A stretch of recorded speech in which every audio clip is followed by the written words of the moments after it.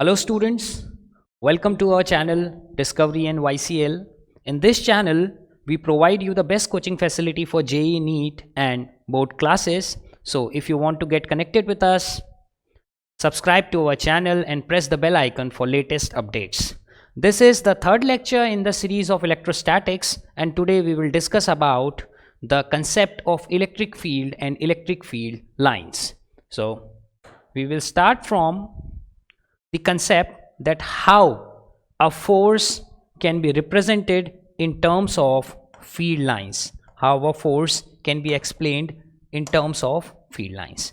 So starting the third lecture of this series, today's issue is electric field lines or electric fields. So let's start, what does an electric field means? शुरू करते हैं electric field का क्या मतलब है।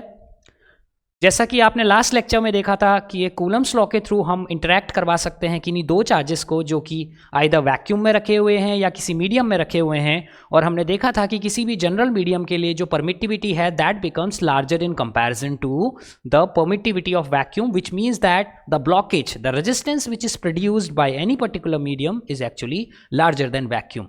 Vacuum के comparison में कोई भी मीडियम हमेशा फील्ड लाइंस या फोर्स को एब्जॉर्ब करने की टेंडेंसी ज़्यादा रखता है, और इसका मतलब ये है कि किसी भी जनरल मीडियम के लिए दो चार्जेस के बीच का फोर्स हमेशा आपको वैक्यूम के कंपैरिजन में कम ही मिलेगा। तो आज हम बात करेंगे इलेक्ट्रिक फील्ड्स के बारे में। एक्चुअली आप फील्ड्स के बारे में जो जनरल लाइफ में आप सीखते आए हैं, आपने 10th क्लास में भी देखा होगा that field is something which influences something. So किसी मैग्नेट के चारों ओर हम जानते हैं एक मैग्नेटिक फील्ड होता है, और उस मैग्नेटिक फील्ड को चेक करने के लिए हम क्या करते हैं, उस रीजन में कोई दूसरा मैग्नेटिक मटेरियल जैसे कि आयरन नेल्स या निकल, या फिर हम कोई दूसरा मैग्नेट उस रीजन में रखते हैं और उस मैग्नेट को या उन मैग्नेटिक मटेरियल्स को किसी तरीके का कोई फोर्स महसूस होता है, तो हम ये बोलते हैं कि किसी भी मैग्नेट के आसपास एक मैग्नेटिक फील्ड होता है। So what do we understand by a field? A field is something which is actually representing a region of influence in the vicinity of any source.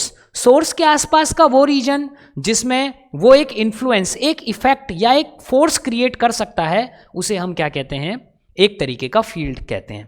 तो जैसे ग्रेविटेशन में स्टूडेंट्स कोई भी मास जो है वो अपने आसपास एक ग्रेविटेशन का फील्ड क्रिएट करके रहता है। किसी भी तरीके का field, it can not be seen, electromagnetic field हो, इलेक्ट्रिक फील्ड हो, मैग्नेटिक फील्ड हो, ग्रेविटेशनल फील्ड हो, these fields can not be seen but they can be experienced. How they will be experienced और how they will be checked, उन्हें कैसे experience किया जा सकता है, उन्हें कैसे चेक किया जा सकता है, उसके लिए हमें क्या करना पड़ता है, जिस तरीके का सोर्स है उसी तरीके का कोई दूसरा पार्टिकल एज अ टेस्ट की तरह हमको वहां पर यूज करना पड़ता है। सो इलेक्ट्रिक फील्ड्स के लिए भी स्टूडेंट्स हम इसी तरीके के सिग्निफिकेंस का यूज करेंगे कि किस तरीके से इलेक्ट्रिक फील्ड हम एक्सप्रेस कर सकते हैं for a point charge. That is an extremely important concept. So let's start from a point charge. So suppose that students की ये चार्ज है प्लस क्यू। तो what you have to do, say that कि आप यहां पर इस general point P पे इलेक्ट्रिक फील्ड कैलकुलेट करना चाह रहे हैं। What does it means by an electric field? Mathematically the definition is different, theoretically the definition is different.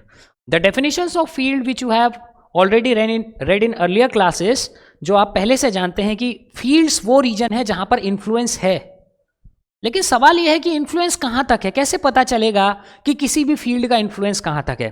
So I will go back to the Coulomb's law and you will see a beauty that F was proportional to 1 upon r square. किसी भी field को हम कैसे define करेंगे? वो reason जहां तक force का इंफ्लुएंस है, जहां पर तक जो सोर्स, जो क्रिएटर है उस फोर्स का, वो किस रेंज तक फोर्स को अप्लाई कर सकता है। नाउ द क्वेश्चन इज, किस रेंज पे जाके फोर्स जीरो हो जाएगा? And that is a very interesting question. What you have to do in order to make F is equal to zero, what you have to do, you have to take R is equal to infinity. आपको R की value को infinity रखना पड़ेगा। इसका मतलब क्या हुआ? इसका मतलब यह है कि अगर आपने कोई चार्ज ले लिया या कोई मैग्नेट ले लिया, तो फिजिकली वो कहां तक फील्ड प्रोड्यूस करता है? वो फिजिकली फील्ड प्रोड्यूस करता है इनफाइनाइट डिस्टेंस तक। But the question is, infinite itself is not measurable. हम कैसे पता लगाएं इनफाइनाइट है क्या? So that is completely which is dependent on experiments. So this is the beauty of physics, that in mathematics if you are talking about an infinity, that is not something measurable. अगर आप mathematics में infinity की बात करते हैं तो infinity measurable नहीं होता, लेकिन अगर आप physics में infinity की बात कर रहे हैं then the field is then this type of infinities are measurable. And that is why the science is completely different in physics. That's why physics is something which applies mathematics into real world. It applies mathematics into nature. So आज हम देखने वाले हैं कि किस तरीके से एक पॉइंट चार्ज एक पॉइंट पे इलेक्ट्रिक फील्ड प्रोड्यूस करता है. इसको करने से पहले मैं आपको इस इन्फिनिटी के कंसेप्ट के बारे में बताना चाहूंगा. दैट हम ये जानते हैं कि फोर्स को जीरो करने के लिए डिस्टेंस की वैल्यू इन्फिनिटी रखनी पड़ेगी. So as infinity seems like it is not measurable. Infinity देख के ऐसा लगता है कि भाई मेजर नहीं हो पाएगा, लेकिन फिजिकली ये मेजरेबल होता है. कैसे मेजरेबल होता है?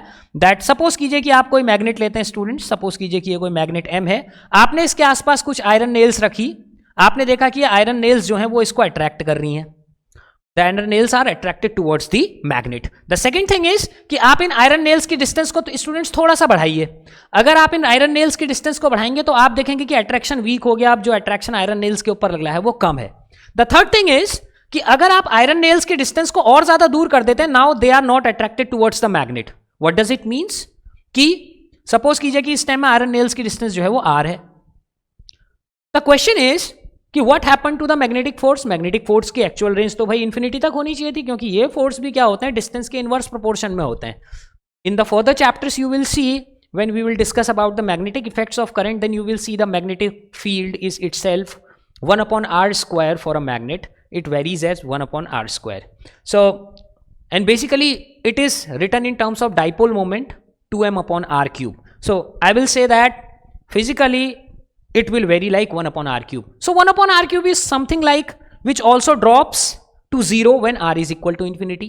अगर मैग्नेटिक फील्ड या मैग्नेटिक फोर्स 1/r³ के पे डिपेंड करता है तो इसका मतलब यह है कि r इक्वल टू इन्फिनिटी रखने पे ही वो फोर्स जीरो हो सकता है. लेकिन क्वेश्चन ये है कि अगर ये फोर्स यहां से लेके यूनिवर्स के दूसरे एंड तक है, इन्फिनिटी तक है, तो यहां पर तक जाके इस फोर्स को क्या हो गया, ऐसा क्या हुआ? The question is, and the question is quite complex but the answer is very simple. इस पॉइंट पे जाके मैग्नेट ने जो फोर्स आयरन नेल्स के ऊपर लगाया है वो इतना अधिक नहीं है कि वो इनके इनर्शिया को ओवरकम कर पाए. It means the force still exists but it is beyond the range of detection. ये फोर्स जो है इसको एक्सपेरिमेंटली आप ऑब्जर्व नहीं कर पा रहे हैं. अगर आप एक्सपेरिमेंटली किसी चीज को ऑब्जर्व नहीं कर पाते हैं तो आपको थ्योरेटिकल एविडेंस में क्या लिखना पड़ता है? इट मींस अगर इस पॉइंट पे magnetic field was proportional to 1/r³ और इस पॉइंट पे आपको कोई मैग्नेटिक फोर्स ऑब्जर्व ही नहीं हो रहा, मैग्नेटिक फोर्स ऑब्जर्व नहीं हो रहा, यानी कि यहां पे मैग्नेटिक फील्ड है ही नहीं. और मैग्नेटिक फील्ड को जीरो करने के लिए आपको क्या करना पड़ेगा? आर की वैल्यू को इन्फिनिटी रखना पड़ेगा. So that is a beauty कि आप एक स्केल का यूज करके मैग्नेट और आयरन नेल्स के बीच की डिस्टेंस मेजर कर सकते हैं. And to our surprise it gives you a finite value of infinity. ये तो आपको एक फाइनाइट वैल्यू दे देगा. सपोज कीजिए कि मैग्नेट से 10 सेंटीमीटर पे आप आयरन नेल्स को अट्रैक्ट नहीं करवा पा रहे हैं. It means the value of infinity will now become 10 centimeters. So this is how infinities are physically measurable in physics, and it is completely independent, it is completely different from mathematical infinities. So अब हम आगे बढ़ने वाले हैं कि what do we understand by an electric field. तो electric field के बारे में डिस्कस करेंगे. What you have to do, एक चार्ज प्लस क्यू ने अपने आसपास कोई रीजन ऑफ इन्फ्लुएंस, कोई रीजन ऑफ फोर्स क्रिएट किया. कैसे पता चलेगा कि कोई फोर्स क्रिएट हुआ है? तो तरीका यह है कि आपको इसी तरीके का कोई चार्ज लाना पड़ेगा, कोई चार्ज लाना पड़ेगा इसके रीजन में, इसके रीजन ऑफ इन्फ्लुएंस में. सपोज कीजिए स्टूडेंट्स कि आप यहां पर Q0 चार्ज रख देते हैं. Okay, that type of charges are known as test charges. A Q and a not is representing a test charge. What do we understand by a test charge?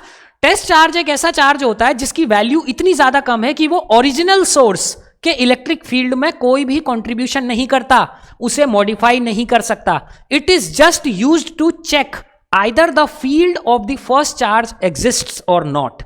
पहले charge का field है या नहीं है, केवल इसको चेक करने के लिए हम इसको यूज करते हैं. इसका खुद का कंट्रीब्यूशन फील्ड में क्या होता है? नेग्लिजिबल होता है. सो अगर आप इन दोनों के बीच में फोर्स लिखेंगे, that will be written as K times QQ0 over r², and if this test charge is a unit charge then this field is expressed as E. अगर ये टेस्ट चार्ज स्टूडेंट्स 1 हो जाए, इसकी न्यूमेरिकल वैल्यू 1 हो जाए, तो फिर इसी फोर्स को हम क्या कहते हैं? इलेक्ट्रिक फील्ड कहते हैं. So the electric field is basically defined as K times Q over r².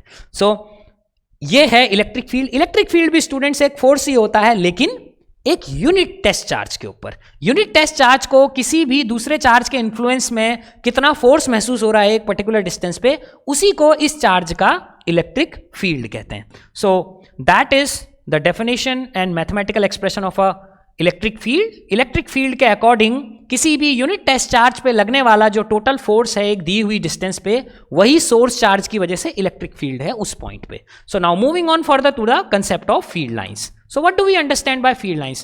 That is something which was a revolutionary concept in physics, that every force can be expressed in terms of field lines. Every force. So what do we understand by a field line? So a field line in physics is something like कि अगर किसी जगह पे कोई field है और आप वहां पर किसी तरीके के सोर्स को छोड़ दें, कोई भी ऐसी चीज जो कि उस फील्ड को क्रिएट कर सकती है। मैंने आपको लास्ट लेक्चर में बताया था कि जो भी चीज किसी फील्ड या फोर्स को क्रिएट करती है वही उस फील्ड या फोर्स को महसूस भी करती है। So it means what you have to do in order to get field lines. Suppose कीजिए कि इस बोर्ड की सरफेस पे इलेक्ट्रिक फील्ड है, then you have to draw an imaginary curve. Okay, I have drawn an imaginary curve, this curve is not real, लेकिन ये curve एक particular property को फॉलो करेगा, तो हम इसे एक फील्ड लाइन कहेंगे। तो प्रॉपर्टी क्या है कि अगर हम किसी भी पॉइंट पे इसके एक टेंजेंट खींचे स्टूडेंट्स, तो वो इलेक्ट्रिक फील्ड की डायरेक्शन को रिप्रेजेंट करना चाहिए। ये electric field E vector, electric field E vector, the tangent at every point must represent the direction of electric field at that point. If you draw a tangent at this point, this will be electric field vector like this. So in terms of a full vector, the electric field is written as 1 over 4 pi epsilon naught q over r square r cap. Okay, so that follows the same mathematics as force, works in the same direction.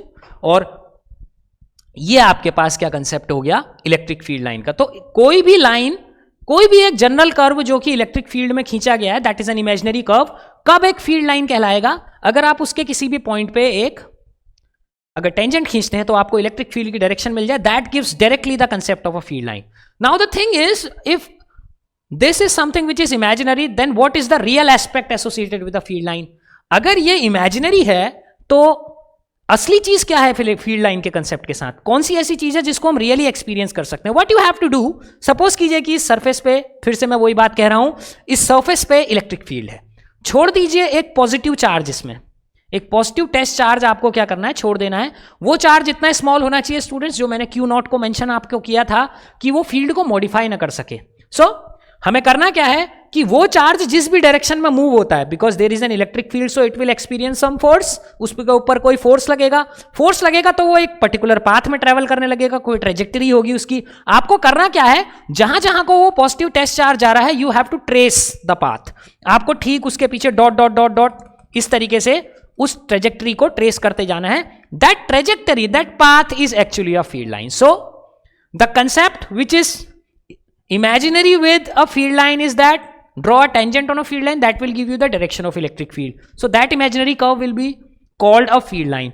What is the real part? The real part is that कि अगर आप किसी भी electric field में एक isolated positive charge, एक isolated positive test charge जिसकी value बहुत ही कम हो, वो फील्ड में खुद कोई कंट्रीब्यूट करने लायक नहीं होना चाहिए, वो केवल फील्ड की प्रेजेंस को चेक करने के काम आता है। ये बिल्कुल स्टूडेंट्स ऐसा ही है जैसे आपके घरों में जो इलेक्ट्रिकल इंडिकेटर होता है, it is a very small bulb जिसका काम केवल ये होता है, वो बताता है कि that either electricity is there और नॉट। अगर इलेक्ट्रिसिटी आ रही है तो वो जलता है, अगर इलेक्ट्रिसिटी नहीं आ रही है तो वो क्या रहता है, बंद रहता है। उसका काम केवल इलेक्ट्रिसिटी की प्रेजेंस को बताने का है। वो खुद इलेक्ट्रिसिटी कंजम्पशन में बहुत ही कम पार्ट लेता है या ना के बराबर इलेक्ट्रिकल एनर्जी कंज्यूम करता है। So it is just acting like a test charge. So यहां पर भी वही, आप पॉजिटिव टेस्ट चार्ज को छोड़ दीजिए तो जिस भी ट्रेजेक्टरी में वो जाता है उसे हम क्या कहते हैं, इलेक्ट्रिक फील्ड लाइन कहते हैं। तो that will be a definition of N electric field line.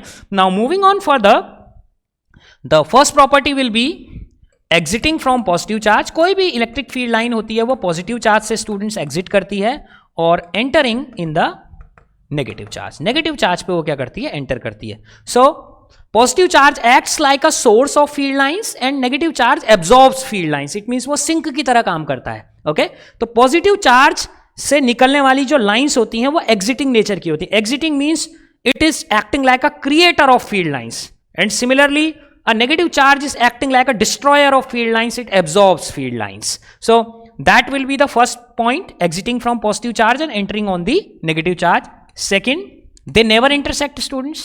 कभी भी दो field lines intersect नहीं करती. Let's see what is the basic concept behind it.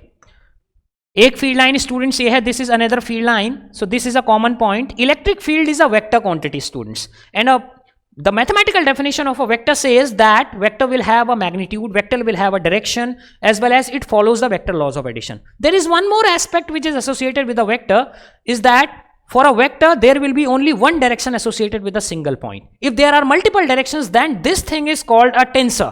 So at present we are dealing with vectors, so vector will have a unique direction at a point. vector की केवल एक ही direction होती है एक दिए हुए पॉइंट पे. तो इस P पॉइंट पे अगर ये स्टूडेंट्स एक फील्ड लाइन है, ये स्टूडेंट्स एक फील्ड लाइन है, तो इस लाइन के according the tangent is in upward direction, that is the electric field. And similarly lower वाली लाइन के corresponding the tangent is in this direction, that is the electric field. अब obviously intersection point पे आपको electric field की दो directions मिल जाती हैं, जो कि एक वेक्टर की डेफिनेशन को वॉयलेट कर देता है, उसको फॉलो नहीं करता. सो इट मींस इलेक्ट्रिक फील्ड यहां पर कैसा होगा, इस तरीके से कभी भी फील्ड लाइंस इंटरसेक्ट नहीं कर सकती. The third thing is closer field lines. अगर फील्ड लाइंस क्लोजर हैं तो स्ट्रॉन्ग इलेक्ट्रिक फील्ड होगा. ओके, सो ऑलवेज रिमेंबर कि जहां पर पॉजिटिव चार्ज स्टूडेंट्स खुद लोकेट होता है वहां पर फील्ड बहुत स्ट्रॉन्ग होगा, because you are nearer to the source. So it means जब फील्ड लाइन एग्जिट करती हैं स्टूडेंट्स तो इनका डाइवर्जिंग नेचर होता है. ये इनसे इनके एक दूसरे के बीच का गैप जो होता है वो लगातार क्या होता है, बढ़ता जाता है. बिकॉज आपको डिस्टेंस के साथ 1/r² के हिसाब से फील्ड को डिक्रीज भी करना है. और फील्ड लाइन का कंसेप्ट ये कह रहा है कि जहां पर फील्ड लाइन क्लोज होंगी वहां पर फील्ड वीक होगा, और वहां पर फील्ड स्ट्रांग होगा, और जहां पर फील्ड लाइन से एक दूसरे से दूर जाएंगी वहां पर फील्ड वीक होने लगेगा. So that's why there is a requirement to diverge field lines. Field lines के बीच का गैप म्यूचुअली बढ़ते रहना चाहिए जैसे जैसे आप सोर्स से दूर जाते रहते हैं. तो सोर्स से अगर आप दूर जाएंगे तो बिल्कुल जैसे सन की रेज आप लोग देखते थे अपने चाइल्डहुड में, उसी तरीके से एक पॉजिटिव चार्ज से आपको फील्ड लाइन कैसी नजर आएंगी, एग्जिट करती हुई नजर आएंगी. ऐसे ही स्टूडेंट्स अगर आप क्या करते हैं, ये एरोज जो है वो एग्जिटिंग फील्ड लाइंस को रिप्रेजेंट कर रहे हैं. Similarly if you are using a negative charge then field lines will come towards the negative charge. So शुरुआत में इनके बीच में गैप जो होता है स्टूडेंट्स लार्जर होता है, और जैसे जैसे क्लोज आती जाती हैं this negative charge is actually collecting field lines. ये फील्ड लाइंस को एब्जॉर्ब करने का काम कर रहा है, अपने पास इकट्ठा करने का काम कर रहा है. तो जैसे जैसे आप नेगेटिव चार्ज के नजदीक आते जाएंगे it will collect more and more field lines and you will get a smaller separation between the field lines. Field lines के बीच का गैप आपको कम होता हुआ लगेगा. This is something which is happening. So closer field lines are representing strong electric fields and weaker the field lines which have a farther gap between them, they are representing a weaker electric field. Fourth is uniform electric field.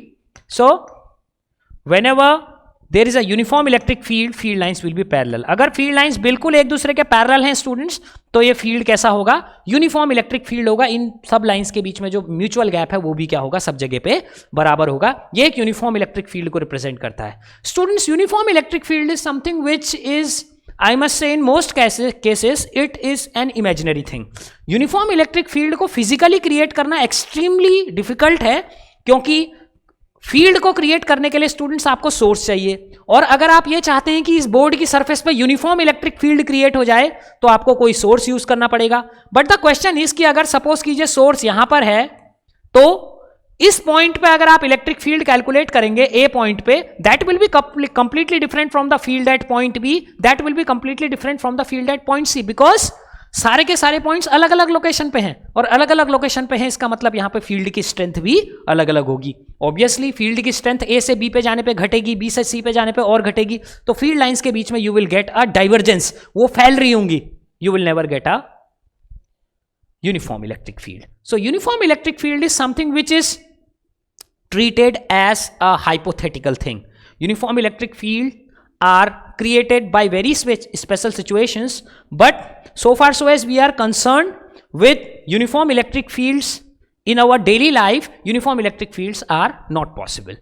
So because they are always created by some source, and अगर source से distance आप बढ़ाएंगे तो obviously field क्या होगा, कम होने लगेगा.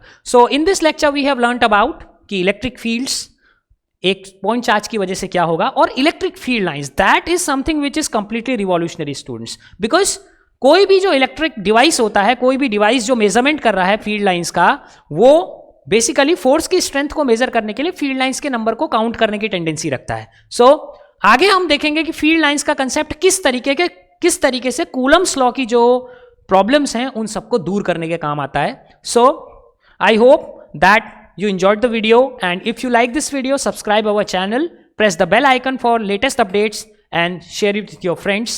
Thank you.